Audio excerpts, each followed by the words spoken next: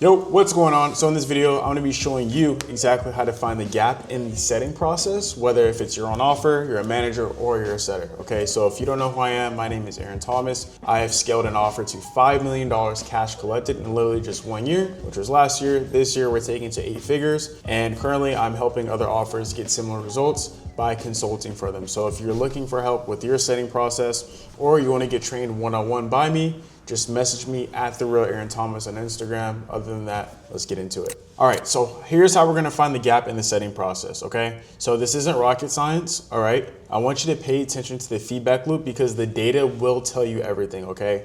I spent countless nights literally looking over the data in terms of like how I can make the process seamless, increase our show rate, our set close rate, and just make the setting process as valuable as possible, okay? Now I will be having another video coming out in terms of how to build a phenomenal sales team, which I'm building out the exact documents. So here's a little sneak peek in terms of what this looks like. So tracking the outbound team. So as soon as that's done, I'll be making a video on it. So if you guys want early access to the document, just comment the word outbound and I'll send it over to you. But back to this training, again, the data will tell you everything. So for example, let's say you're implementing something, okay, or you're acting, you gotta gather feedback. And then once you gather the feedback, you learn from it, you ask for help, and you act and implement, okay? So it's just a constant feedback loop, all right? Now here's how I track my setter data, okay? Well, whether it's for outbound or for inbound, and shout out to one of my setters, he actually kind of gave me this idea, or this is how he was tracking his own metrics when he was a setter. Essentially what we're doing is, and I covered up my setters' names, essentially so we're tracking the pickups, the convos over 2 minutes, okay? Because that's actually a real conversation. Qualified conversations, which is now I changed it to qualified leads spoken to. So how many qualified leads have we spoken to? So this was February last month from the 1st to the 12th. So this is not the full month, keep in mind. How many sets are we setting? The show rate, the closes, cash collected, pickup rate, qualified conversation rate. So how many qualified leads are we speaking to? And then how many of these qualified leads are we speaking to? How many of them are actually setting, okay? And then the cash collected per set, and then the talk time, all right? So I'm just gonna break this down one by one, okay? So essentially what this is gonna tell you, so if the dials are low, we need more volume, all right? You guys can see here at the bottom. If the pickups are low, we need a new number, okay? If they're still low, we need to figure out different ways to increase the pickup rate. Now, if the pickups are still low, you may need to consider getting a new dialer, which is what we're doing, okay? Because our pickup rate is 8%, which is fucking horrendous. It needs to be at least 15 to 20%. So that's why we're getting a new dialer, all right? Now, conversations over 2 minutes. Now, if the conversations over 2 minutes are low, if it's high, right, and the conversion is low, then it's a skill or it could be a marketing issue, okay? But if the quality of conversations is low, it's a marketing issue, which means we're not speaking to that many qualified leads. So for example, conversations over 2 minutes, so you guys can see the discrepancy here, 54 to 9, all right? So if we just do the math there, that is 16%. So that means 16% of the leads that we're speaking to are qualified. How many are being set? 100%. 66 leads that we're speaking to, 16% are qualified, they set 14. Now this one right here, right? 102 conversations that we're having over 2 minutes, and then 12 of these leads that we're speaking to are actually qualified, 8 of them are setting. So what does this tell you, okay? So if the qualified conversations to call set booked is low, that means it's a skill issue. That means you need to train your setters, or you as a setter need to get better. If the show rate is low, obviously that's a skill issue, okay? If the closes, cash collected is low, it's a skill issue. Now, what the question is, what should the percentage be for qualified conversations to sets? Well, it should be at least a 60%, which is industry standard. Ours from the 1st to the 12th was a 76%, which is way above that, which is amazing. And then the qualified conversation rate, so how many qualified leads are we speaking to is 21%, which is very fucking low. That means it's a lead flow issue, it's a marketing issue, which is what we did fix. The pickup rate, which is what is a dollar issue, okay? So this is how you guys can see the gaps in your setting process, all right?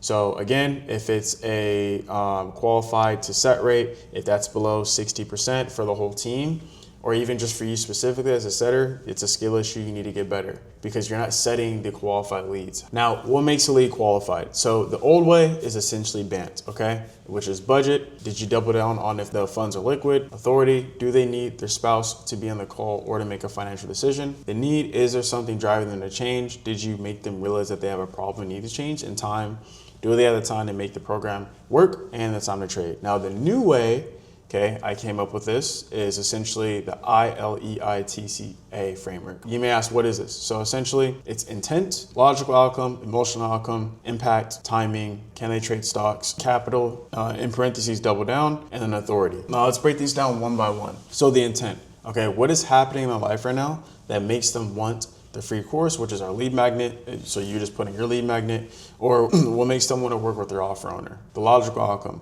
So what is their goal? Why is that their goal? Okay. Why do they want to leave the current situation? Why do they want to make a change? So it has to logically make sense. Okay. I want to make 20K a month. I want to retire my life. I want to leave my job, right? I want financial freedom. Okay. Emotional outcome is based pretty much how is it going to make them feel when they do make 20K a month, when they do leave their job, when they do have financial freedom. Why is it important to them? We want to get the emotional side of it because without the emotions, it's not going to drive change. Okay. Again, like you've already heard before, which I'm sure you have, humans make decisions based off emotions and justify logically. Impact. How does what they're going through, how is that going to actually make them feel? Okay, this is very important. It's a very important question to ask. How does it feel to be in the exact situation you're in for X amount of years? I'm going to give you examples later on. We want them to think about how the life they're living is making them feel to build urgency. Asking this question only makes sense if you dive deep and you get a clear understanding of the situation, because naturally by diving deep, they're reliving the events they went through. Okay, so by asking impact question, that is essentially the cherry on top. Now, I will say though, if they're okay with how their life is going, then you did not dive deep enough, okay? Which means you messed up in the discovery, and you essentially need to be diving deep so that way they can relive the events they went through. So that way you ask the impact question, it's the cherry on top. So timing, do they have enough time to trade and go through the program? All right, which is for our program specifically. So do they have time to go through your program? Can they trade stocks is for our program. And then capital, double down. We want to make sure that they have the money liquid / on hand, or at the bare minimum, they can get access to it within 24 hours, okay? So if it's gonna take them more than 24 hours to liquidate or gain access to the money, they gotta let the closer know, okay? Or you as a setter have to let the closer know. Communication is the biggest thing, okay? If they need to see the value first before liquidating the money, let the closer know as well. Now, authority, number 8, spouse / partner. Do they need permission / are they working with a partner? If so, make sure they are both on the sales call. Here's a note, okay, and here's some examples. With logical and emotional outcome, this can both be used for pain and goals. So for example, if a leader wants to leave their 9 to 5, which is pain, I need to get both logical and emotional outcomes, okay? So here's some examples of logical outcomes, all right? So working too many hours, okay? Not to make enough money, can't spend enough time with family, and too much of a drive back and forth to work. So these all logically make sense. But if you notice, there's no emotion behind these, okay? So which means we need to get the emotion from these, all right? Which means we need to dive deeper. We need to probe. So emotional outcomes are, they're working too many hours. How is that making them feel? Well, they feel drained / tired, okay? What's the impact of working too many hours, right? What's it like working too many hours? These are all questions I can ask to get them to open up, to give me the emotional outcome. That's pretty much it for what makes a lead qualified and what I have my setters do. So if you guys want access to this, just comment the word qualified and I'll send this over to you. Now let's get back to the Miro board. I hope this makes sense to you guys. Essentially, this is just how you can find the gap in your setting process to know exactly where your setting team is fucking up at and where they're doing good at, basically, where you need to improve on. So that way, because sometimes like you think it's a setting problem, but in reality it's really a marketing issue, or you think it's a skill issue when in reality it's really just a lead flow issue, or vice versa, right? So this is how you can really tell, okay? And obviously you see talk time there in the right. So here's what I have my setters do, essentially. So we doubled out leads, okay? So if it's a no, if they don't answer the phone, we need quicker speed of lead. It has to be less than 5 minutes. If it's below a 15% pickup rate, we must change our phone numbers. And then if it's still happening, then essentially we're just gonna get a new dialer, okay? But speed of lead matters. So 900% decrease in contact rate after 5 minutes, okay? So if your leads come in after 5 minutes and no one's spoken to them, you have a 900% decrease in them actually picking up the phone. And I can tell you from experience, because I spent a whole month building out a whole SOP for my setters just so that way we can have a speed lead within 5 minutes. Now, let's say they pick up the phone. If it's a conversation over 2 minutes, cool. If they're disqualified, we'll just send them to our lead magnet, our free course. And then if it's below a 50% qualified conversation rate, which means if it's less than 50% of the qualified leads we're speaking to, it's a marketing issue, okay? But let's say the leads are qualified, all right? Let's say if we don't book them in, it's a skill issue, okay? And what do we do next? We need to role play and we need to review a call, okay? So that's pretty much it. Now let's say we book them in, all right? Let's say they don't show up to the call, okay? Well, what's that gonna tell me? Well, it's gonna tell me a few reasons as to why they didn't show up. Reason number one, there's probably no urgency built on the setting call, okay? But let's say you did build urgency. Okay, well, what's next? Well, maybe you caused sales resistance. What do I mean by this? Well, I mean by this is maybe you said something that felt salesy, right? Maybe you said, oh, like for example, right? There was one time I was reviewing a call for my setters, and this person said, yeah, and I guess like, is there anyone else that's involved in making a decision or making a decision on the call? That's very fucking salesy. And guess what? They didn't show up. So it can be just as little things like that, like one thing, like one sentence or one word that can turn somebody off, okay? Now the next thing, maybe they felt forced in the call. Did you push them and did you force them on the actual sales call, right? Or are you actually making people want to hop on the sales call?